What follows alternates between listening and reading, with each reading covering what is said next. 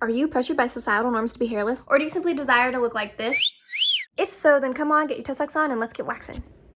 If you're a safety hazard in the kitchen, then this first method is for you. But first, stop, a safety message. Make sure to get a microwave safe container. I posted this recipe on Instagram and someone messaged me and told me that they're bone melted. I was also informed that glass can explode in the microwave, so please be careful. After you've secured your microwave safe container, add half a cup of sugar, 2 tablespoons of lemon juice, or in this case, pre-squeezed lime juice, and 2 tablespoons of water. Give her a little stir and put it in the microwave for 1-minute intervals. After 2 of your 1-minute intervals have passed in the microwave, check to see if your sugar has dissolved, and if it has, decrease your intervals to 30 to 15 seconds. As soon as it gets this dark yellow color, take it out of the microwave because it'll continue to cook on its own, and this sugar is so easy to burn, so just take it out before you think it's ready. Mine took a total of 3 minutes and 15 seconds. Pour it into a storage container and let it cool for 30 minutes.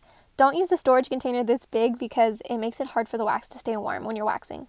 Okay, on to the next method. If you like to make things hard for yourself, then use the stove because it produces the exact same results as our last method, except it just is double the recipe. I wanted to make things really hard for myself, so I used a real lemon. If you do use a real lemon, then make sure to strain the seeds and the pulp, unless you want that in your wax, but you don't, trust me.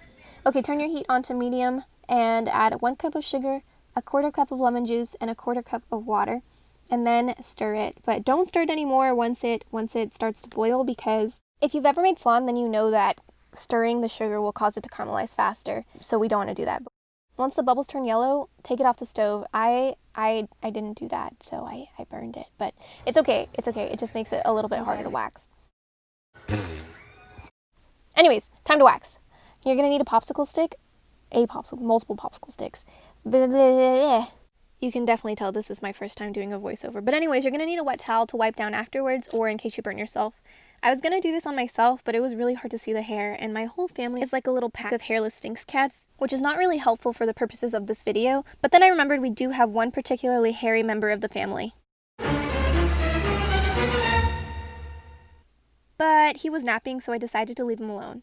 Instead, I got this hairy leg that I had in my closet, and I was just waiting to use it. I put some baby powder on it to get rid of the moisture because it was kind of molding, and then I applied some wax against the direction of hair growth, which is opposite of normal waxing, because with sugar waxing, you want to get the sugar to stick to the hairs. I forgot to say this earlier, but test the temperature with your finger because...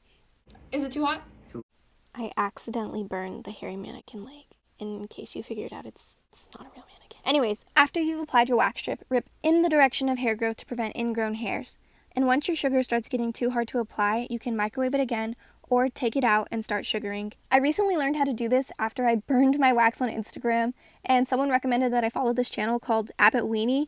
She is so helpful, so check her channel out. I'm not going to explain it because I'm still pretty new at it, but essentially you can wax without using popsicle sticks or wax strips. But if you do use wax strips, you can reuse them by letting them dissolve in water and then washing them afterwards. After you're done waxing, wipe down, and if you have these little red bumps, you can apply some aloe to help soothe the irritation. Avoid exfoliating or applying lotion 48 hours after waxing. If you don't like being hairless and are being pressured by a partner to remove your hair, then don't worry, this tutorial is still for you. Dump them and celebrate with some candy. Thanks for watching.